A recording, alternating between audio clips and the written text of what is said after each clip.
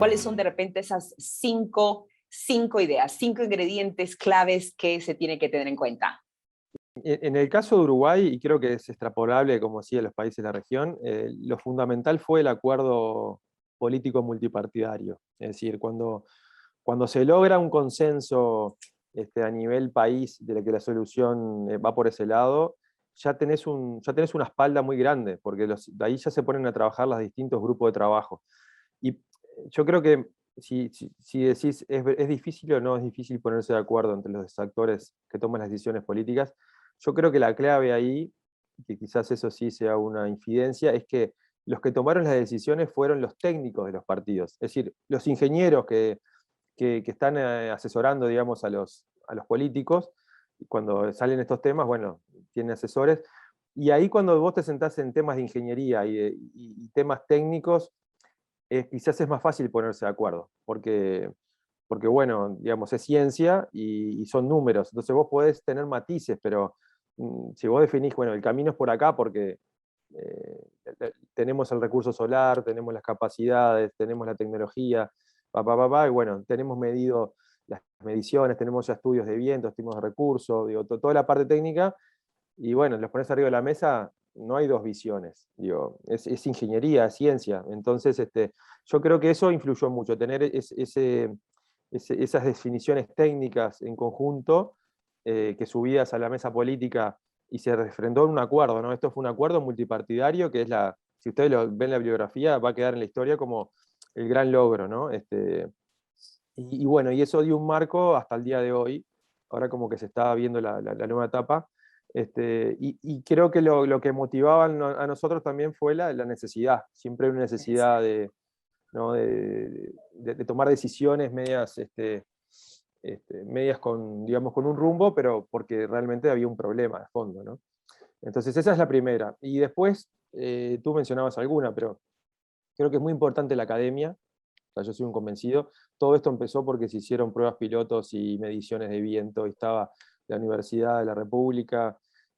tomando con sus distintos equipos de trabajo la posta. De hecho, se hizo hasta alguna prueba piloto con algún primer aerogenerador que se instaló en Uruguay, que fue hecho por la universidad. Entonces, toda esa primera captación de información, que ahora pasa lo mismo con todos los temas, ¿no? La academia es la que está un poco viendo lo que pasa en el mundo, sobre todo con sus colegas, y bueno, yo creo que la parte de capacitación en la academia es fundamental.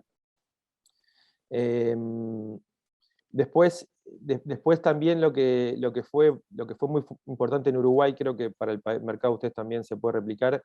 es que al ser una escala chica, ¿tá? Puede servir como un país como para poder hacer experiencia y replicar en la región, de que de hecho fue lo que pasó. Entonces, por ejemplo, los fabricantes de los generadores vinieron a Uruguay, se instalaron, probaron que realmente en estas latitudes podían funcionar por el tipo de viento, por el tipo de suelo, por el tema logístico, porque traer de Europa o de donde fuesen esos aerogeneradores y llevarlos con las rutas, bueno, hubo que hacer entonces se probó la tecnología y funcionó. Entonces, eso también, digamos, tener acceso al mercado tecnológico o al mercado, digamos, de punta en cuanto a la tecnología, y que se animen a instalarlas en Uruguay y se den las garantías, ¿no?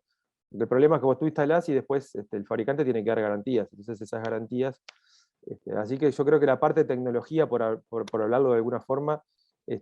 adaptada a la región, y que eso sea un éxito, también es uno de los claves.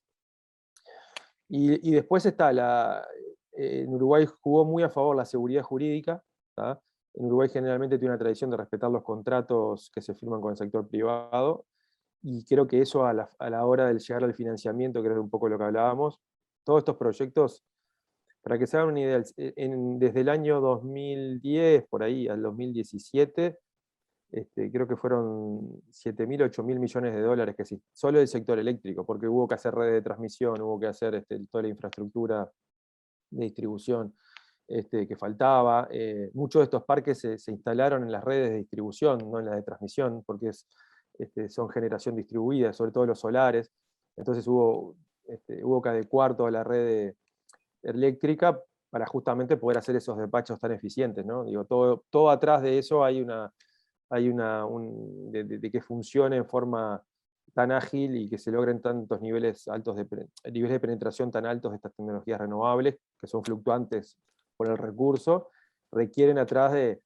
telecontrol, telemedidas, un sistema de operación de la red que funcione con todas las otras fuentes de generación en forma coordinada, que haya un despacho nacional de carga que centralice y que esté también a la altura. Bueno, todo eso es de la parte técnica también del despacho.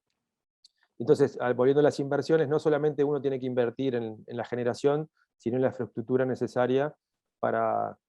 aprovechar. Generalmente lo que pasa en las energías renovables, ustedes saben, el recurso no está en los lugares de consumo, entonces, o el mejor recurso, o la disponibilidad del lugar. Entonces, la infraestructura para poder llevar la energía hay que ejecutarla si no existe, entonces, o si está débil. Una cosa muy interesante, uno piensa solo en la parte de potencia, ¿no? En la parte eléctrica, pero toda la parte de comunicaciones y la red de fibra óptica que hay que tirar, o la red de datos para que esto funcione, es casi tan importante como la parte de potencia. Y en los costos de conexión pasan a ser una cosa muy importante a tener en cuenta. Entonces, la localización de los parques, para decirlo así, no solo implican temas de potencia, sino en temas de comunicación. Y bueno, ahí te dije 4 que creo que son de los más importantes, me puede estar escapando alguno. Hay todo un tema de viabilidades a estos proyectos medioambientales también, que si no tenés clara la normativa y no están escritos, son cosas que van trancando, ¿no? Entonces, también el tener definido los que son los estudios de viabilidad ambiental